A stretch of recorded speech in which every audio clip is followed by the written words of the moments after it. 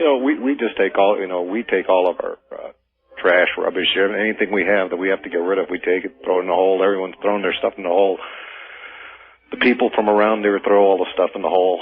I mean, it's just been going on for a long time. Well, I got to thinking one day, how come this hole is not filling up? It must be an awfully deep hole. That's a good thing to consider, sure, as you throw stuff in it for decades, literally. And so, I used to be I would say pretty close to a professional shark fisherman. So I had a couple of huge fishing reels, went out there and started letting the line down. I figure after one...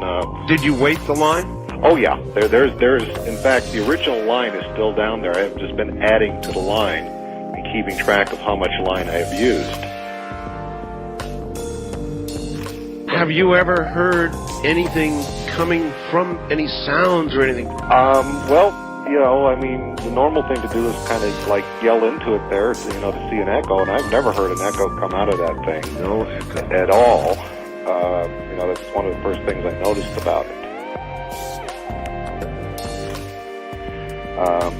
As usual, I brought the dogs with me. They wouldn't go anywhere near the damn thing, and went back to the Suburban and hung out over there. So it was kind of if I try to bring them there on a leash, they'll just dig their feet in. They do not want to go anywhere near the hole. Well, I'm measuring it by feet. I convert feet to yards, so I don't know how many miles that is. I assume it's a fair number of miles, though. Well, 5,280 feet is a mile, so you really think you've got 80,000? Yes, yeah, I get line in 5,000 yard spools.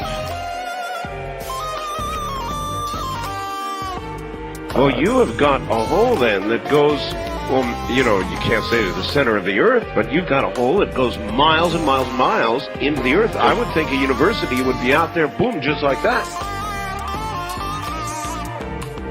Have you ever thought of winding it all back up again? Well, when I let out the first 1,500 yards of line, I reeled all of that back in. And I wanted to know if I hit water down there, because I thought that's a lot of feet. You bet. Did I hit water? So I did. What I did is I sent down a roll of lifesavers. Lifesavers? Yeah. So when it hits the water, the lifesavers will dissolve.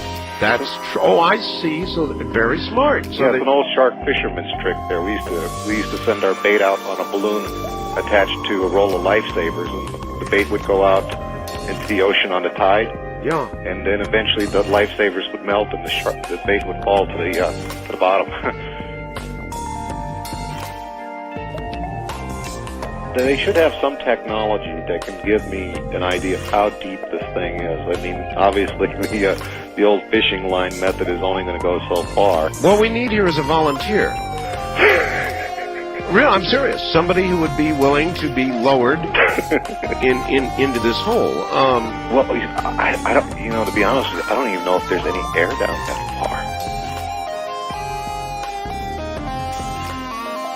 This could be an apocryphal story, but one guy claims that he threw his departed canine down into the hole. Oh, really? And he swears, well, the story is the guy that did it swears the dog actually came back to him. And he was a really? hunter. He was a hunter. The story is that he was a hunter, and he was out there hunting, and he saw the same dog. He had the same collar. He had the same little, little metal thing on his collar there, and he said it was the same dog, and he says he knew he threw the dog into the hole. If you had a fatal disease, Mel, yeah, would you jump in the hole? I would. You would? Just based on the dog story? It is in my will. What? Should I meet my demise, that you would be thrown in the hole? Disposed of into the well. I'm not sure the health department would allow that.